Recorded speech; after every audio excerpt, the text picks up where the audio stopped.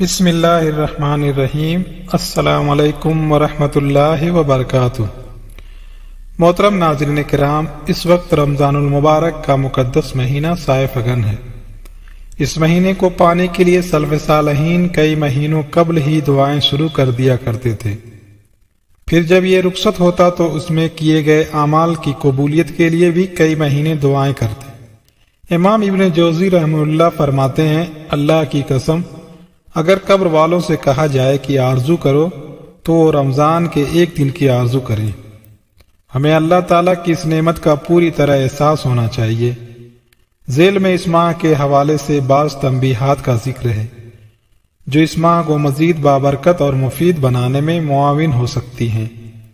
Number 1، جس طرح رمضان میں نیکی کا اجر زیادہ ہے اس طرح برائی پر گناہ بھی زیادہ ہے۔ جس طرح زمان و مکان کی فضیلت کے ساتھ نیکی کا اجر بڑھتا ہے اسی طرح گناہ کے سنگینی بھی بڑھ جاتی ہے۔ شیخ ابن باز رحمہ اللہ فرماتے ہیں، اگر مہینہ فضیلت والا ہو یا جگہ فضیلت والی ہو تو ایک نیکی پر کئی نیکیوں کا ثواب ملتا ہے، اسی طرح برائیوں کا گناہ بھی بڑھ جاتا ہے۔ پس رمضان میں کی گئی برائی کا گناہ غیر رمضان میں کی گئی برائی سے بڑھ کر ہے، جیسے رمضان میں کی گئی نیکی کا ثواب رمضان کے علاوہ کی گئی نیکی سے زیادہ ہے۔ سیدنا علی رضی اللہ عنہ کے پاس رمضان میں نجاشی نامی شخص کو لایا گیا جس نے شراب پی رکھی تھی۔ آپ رضی اللہ عنہ نے اسے نشہ اترنے تک چھوڑ دیا، پھر اسے 80 کوڑے مارے اور قید کر دیا۔ اگلے دن قید سے نکال کر مزید 20 کوڑے مارے اور فرمایا، 80 کوڑے شراب کی حد ہے اور 20 اس لیے کہ تم نے رمضان میں بھی اللہ کے سامنے اس قدر جرأت دکھائی کہ شراب پی لی۔ سو اس بات سے بہت ہوشیار رہنا چاہیے کہ عام دنوں میں جو لغو و لعب کا کام ہم معمولی سمجھ کر انجام دیتے ہیں ان سے پوری طرح کنارہ کش ہو کر عبادات کی طرف خوب دھیان رکھا جائے۔ نمبر 2، روزے میں انسان بھوک اور پیاس برداشت کرتا ہے، نفسانی خواہشات سے رکا رہتا ہے، چنانچہ وہ مزاج میں چڑچڑاپن محسوس کرتا ہے۔ روزے میں انسان کے لڑنے بھیڑنے اور گالم گلوج کے کبھی پوری طرح ایکٹیو ہوتے ہیں جو بھوک پیاس کی شدت کے ساتھ شدید تر ہوتے چلے جاتے ہیں۔ اسی مزاج کی تربیت و اصلاح کا نام روزہ ہے۔ نبی صلی اللہ علیہ وسلم نے فرمایا، جب تم میں سے کوئی روزہ رکھے تو فحش باتیں نہ کرے، نہ بدتمیزی کرے۔ اگر کوئی شخص اس سے گالم گلوج یا جھگڑا کرے تو اسے کہہ دے کہ میں روزے سے ہوں۔ شیخ محمد بن صالح العثیمین رحمہ اللہ فرماتے ہیں، میں آپ کو فتویٰ دیتا ہوں کہ رمضان میں مسکرانے سے روزہ نہیں ٹوٹتا۔ خوب جان لو کہ اپنے بھائیوں کے ساتھ خوش طبعی اور ان سے خوشگوار چہرے کے ساتھ ملنا ایسے امور ہیں جن پر آپ کو ثواب دیا جاتا ہے۔ شیخ نے یہ بات لطفاً ارشاد فرمائی ہے، مگر در حقیقت بہت ہی زبردست اور اہم بات ہے۔ روزہ رکھ کر ہمارے اخلاقی رویوں میں جو خشکی اور درستی در آتی ہے وہ روزے کے اجر کے لیے زیر قاتل ہے۔ اگر ہم چاہتے ہیں کہ ہمارے صیام و قیام محض بھوک اور تھکاوٹ شمار نہ ہو تو ہمیں عبادات کے ساتھ ساتھ اپنے اخلاقی رویوں پر بھی خصوصی محنت کرنی چاہیے۔ نمبر 3، رمضان کی راتیں بھی دنوں کی طرح یا بعض اعتبارات سے ان سے بڑھ کر فضیلت والی ہوتی ہیں۔ ہماری روٹین بن گئی ہے کہ راتیں جاگتے ہیں اور دن سوتے ہیں، پھر رمضان میں تو یہ روٹین مزید پختہ ہو جاتی ہے۔ رمضان کی راتوں کا جاگنا بہت خوب ہے اگر راتیں مصلی پر یا مصحف کے ساتھ گزریں، لیکن عملاً یہ ہوتا ہے کہ تراویح کے بعد سے سحری تک ہم اپنے نفس کے شیطان کو کھلی چھوٹ دے دیتے ہیں، گویا یہ دورانیہ رمضان کا ہے ہی نہیں۔ حافظ ابن رجب رحمہ اللہ فرماتے ہیں، نبی صلی اللہ علیہ وسلم اور جبرائیل علیہ السلام آپس میں قرآن مجید کا دور رات کے وقت کیا کرتے تھے، تو یہ اس بات کی دلیل ہے کہ رمضان کی راتوں میں بہت زیادہ تلاوت کرنا مستحب ہے، کیونکہ رات کو دنیاوی جھمیلوں سے خلاصی ہو جاتی ہے، ہمتیں جمع ہو جاتی ہیں اور دل و زبان قرآن پر تدبر کے لیے آمادہ ہوتے ہیں۔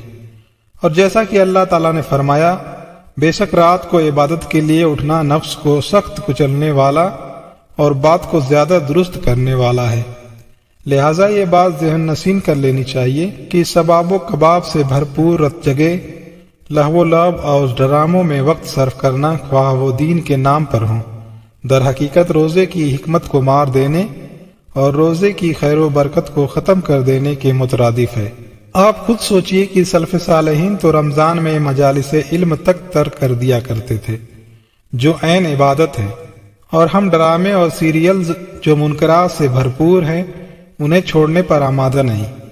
پھر نفس نے ہمیں پٹیاں اور تعویلیں بھی عجیب عجیب پڑھا رکھی ہیں کہ ہمیں گناہ کو گناہ کہنا یا سمجھنا چٹان منتقل کرنے سے زیادہ مشکل لگتا ہے۔ اللہ ہمارے احوال پر رحم فرمائے۔ نمبر 4، صیام و قیام میں ایمان اور احتساب کو ملحوظ خاطر رکھنا ضروری ہے۔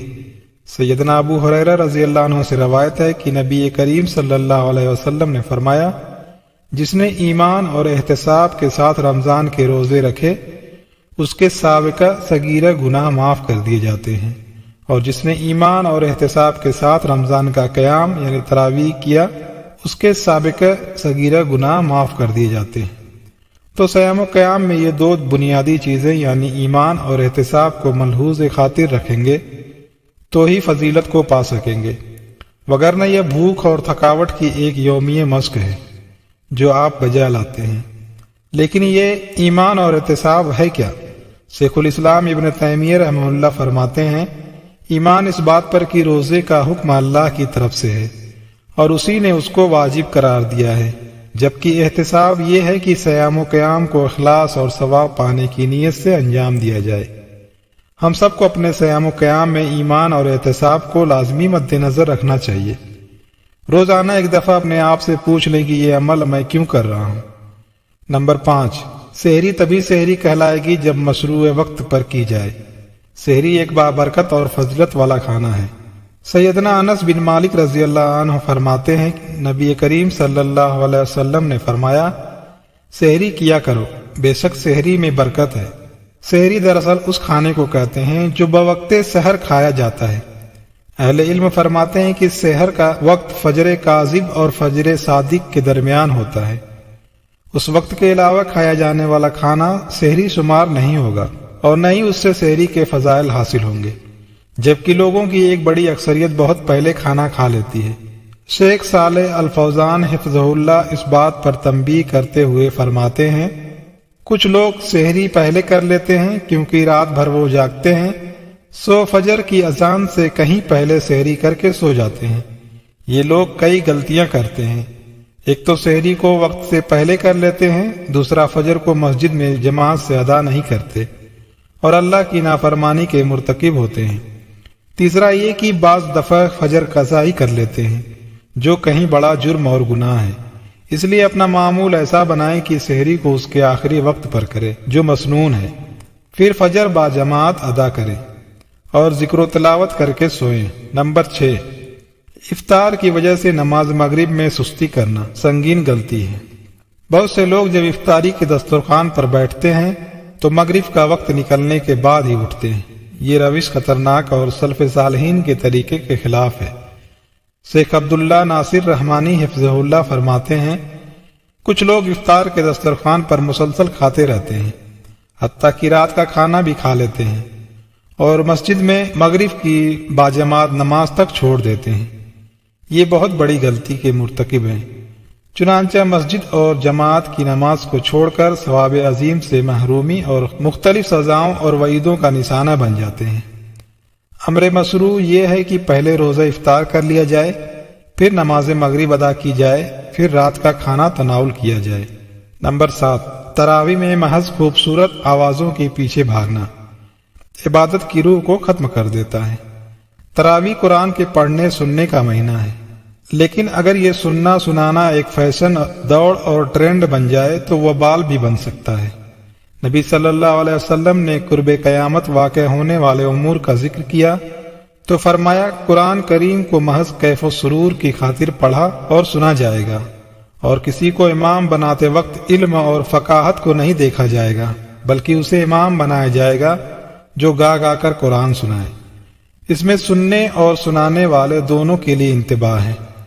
کوئی شک نہیں کہ قرآن کو خوبصورت لہجے میں پڑھنا مطلوب ہے، امام بھی خوبصورت آواز والا ہونا چاہیے، لیکن محض اسی بنیاد پر مقابلے کی فضا اور کرہ کی مابین ریٹنگ وغیرہ کے سلسلے غلط ہیں۔ امام آجری رحمہ اللہ فرماتے ہیں، جسے اللہ نے خوبصورت آواز سے نوازا ہے اسے چاہیے کہ مخلوق کی بجائے اللہ کے لیے پڑھے، اور جب قرآن اللہ کے لیے پڑھا جاتا ہے تو اس کی تاثیر ہی الگ ہوتی ہے۔ ورنہ کئی لوگ سارا رمضان قیام کرتے ہیں، روتے بھی ہیں، اہتمام سے قاری صاحب کو بتاتے بھی ہیں کہ آج بہت مزہ آیا، مگر حقیقت میں قرآن ان کے حلق سے نیچے نہیں اترتا۔ اس کی بڑی وجہ یہ ہے کہ نہ تو سنانے والا اللہ کے لیے سناتا ہے اور نہ ہی سننے والے کی نیت محض لطافت سمے کے کچھ اور ہوتی ہے۔ نمبر 8، قنوت اور دعاؤں میں مشروع آداب سے تجاوز کرنا غلط ہے۔ نبی صلی اللہ علیہ وسلم نے فرمایا، میری امت میں کچھ لوگ آئیں گے جو طہارت اور دعا میں مشروع حد سے تجاوز کرنے لگیں گے۔ دعا میں تجاوز کی بہت سی صورتیں ہیں، جیسے حرام امور کے متعلق دعائیں، اللہ تعالیٰ پر قسمیں اور وعدے ڈال کر دعائیں جیسے وہ ہمارا پابند ہو، یا دعا میں بال کی کھال اتارنا جیسے یا اللہ مجھے جنت میں دائیں طرف سفید رنگ کا محل دے جس کی فلاں فلاں خصوصیت ہو، یا ردیف اور قافیے ملا کر خود ساختہ لمبی لمبی دعائیں، یا دعاؤں میں خشوع و خضوع کے بجائے طرب و سماع کا پہلو۔ پھر زیادہ تر یہ کام ائمہ مساجد قنوت کے دوران کرتے ہیں۔ شیخ ابن عثیمین رحمہ اللہ فرماتے ہیں، دعائے قنوت کو خطبے اور وعظ کی شکل دے دینا کہ جنت، جہنم، قبر اور فراق احباب کے تذکرے کیے جائیں، خلاف سنت ہے، کیونکہ وعظ کے لیے الگ وقت ہے اور دعا کے لیے الگ ہے۔ امام کو تو یہ زیب نہیں دیتا کہ لمبی لمبی دعاؤں کے ذریعے مقتدیوں کو مشقت میں ڈالیں، چاہ جائے کہ وہ دعا کو خطبے اور وعظ کی طرز پر پڑھ کر مقتدیوں کی مشقت میں کہیں اضافہ کرے۔ سو اس امر پر بھی متنبہ رہیں کہ اللہ سے دعا مانگنا ہے تو دل کھول کر مانگنا ہے، مگر ضروری آداب کے ساتھ، عاجزی اور خلوص کے ساتھ، دل جمعی کے ساتھ، تاکہ دعا بارگاہ الہی میں پیش ہو اور راستے سے نہ پلٹائے۔ نمبر 9، شب قدر میں فکروں اور دعاؤں کا محور دنیا نہیں آخرت ہونی چاہیے۔ شب قدر افضل ترین رات ہے۔ اس کے متعلق نبی صلی اللہ علیہ وسلم نے فرمایا، جس نے ایمان اور احتساب کے ساتھ لیلۃ القدر کا قیام کیا اس کے سابقہ گناہ معاف کر دیے جاتے ہیں۔ اس حوالے سے ایک بہت خوبصورت اور لطیف تنبیہ میری نظر سے گزری ہے جو پیش خدمت کیے دیتا ہوں۔ شیخ ابن بادیس الجزائری رحمہ اللہ فرماتے ہیں، لیلۃ القدر میں دنیا کے بجائے آخرت طلب کرنی چاہیے۔ بیشتر لوگوں کی تمنا ہوتی ہے کہ کاش ہم لیلۃ القدر پالیں تو اللہ سے خوب دنیا طلب کرے۔ ایسے لوگوں کو چاہیے کہ اس برے خیال پر اللہ سے توبہ کرے۔ اللہ تعالیٰ فرماتا ہے، جو شخص آخرت کی کھیتی کا طلبگار ہو ہم اس کے لیے اس کھیتی میں برکت دیں گے، اور جو کوئی دنیا کی کھیتی چاہتا ہو تو ہم اسے وہ بھی دے دیں گے اور آخرت میں اس کا کوئی حصہ نہیں ہوگا۔ ہم دنیا کو مشروع ذرائع سے طلب کرنے کے منکر نہیں ہیں، ہم اس بات کے منکر ہیں کہ دنیا اس قدر آدمی کے فکروں کا محور ہو کہ وہ لیلۃ القدر کی تمنا بھی اس لیے کرے کہ میں اپنی دنیا سنوار لوں اور آخرت سے اکثر غافل رہے۔ در حقیقت یہ بہت ہی پتے کی بات ہے۔ نبی صلی اللہ علیہ وسلم بھی سیدہ عائشہ کو جو دعا سکھلائی اس میں اللہ سے عفو درگزر کا سوال کیا گیا ہے کہ اے اللہ گناہوں سے، خطاؤں سے معافی دے۔ جب اللہ معاف کر کے راضی ہوگا تو یقیناً معاش و سماج کے مسائل بھی حل کر دے گا۔ نمبر 10، گناہوں سے توبہ محض رمضان کے لیے نہ ہو بلکہ مستقل بنیادوں پر ہو۔ یہ آخری اور سب سے اہم تنبیہ ہے۔ بہت سے لوگ اس میں برائیوں سے توبہ طائب ہوتے ہیں، لیکن ان کے لاشعور میں ایک بات ہوتی ہے کہ رمضان گزر جائے تو سابقہ حالت پر لوٹ جائیں گے، یعنی وہ توبہ کے وقت غیر ارادی نیت ہی 1 ماہ کی کرتے ہیں۔ یہ ایک خطرناک مسئلہ اور توفیق الہی سے محرومی والی بات ہے۔ اس لاشعوری کیفیت کو بھگائیں اور پورے خلوص دل سے نیت کریں کہ اے اللہ میں زندگی بھر کے لیے فلاں فلاں گناہ سے توبہ کرتا ہوں۔ شیخ الاسلام ابن تیمیہ رحمہ اللہ فرماتے ہیں، جو شخص گناہوں کو صرف ماہ رمضان میں چھوڑنے کا ارادہ رکھتا ہو تو ایسا شخص مطلق توبہ کرنے والوں میں شمار نہیں ہوگا، لیکن اگر وہ یہ رمضان میں گناہوں کا چھوڑنا اللہ کی رضا کے لیے، اللہ کے شعائر کی تعظیم کرتے ہوئے اور اللہ کی محرمات سے بچنے کی خاطر کرے تو ثواب کا مستحق ضرور ہے، مگر اس کا شمار ان توبہ کرنے والوں میں نہیں جن کی مطلق بخشش کر دی جاتی ہے۔ اللہ سے دعا ہے کہ اللہ اس ماہ مبارک کو فی الواقع ہمارے لیے مبارک بنا دے، ہم عبادات میں لطف لینا سیکھ لیں، ہم اپنے نظریات اور اعمال میں قرون اولیٰ کی پاکباز نفوس کی مانند ہو جائیں، میڈیا اور اس کے فتنوں کے دور میں کتاب و سنت کو تھامنے والے بن جائیں۔ اللہ ہماری عبادت قبول فرمائے، آمین یا رب العالمین۔ محترم ناظرین کرام، اس پیغام کو دوسروں تک ضرور پہنچائیں۔ اگر آپ کو یہ ویڈیو پسند آئی ہو تو لائک اور شیئر کر دیں، اور میرے اسلامی و اصلاحی چینل کو سبسکرائب کر لیں تاکہ میری ہر آنے والی ویڈیو آپ تک پہنچتی رہے۔ جزاک اللہ خیر۔ اللہ ہم سب کا حامی و ناصر ہو۔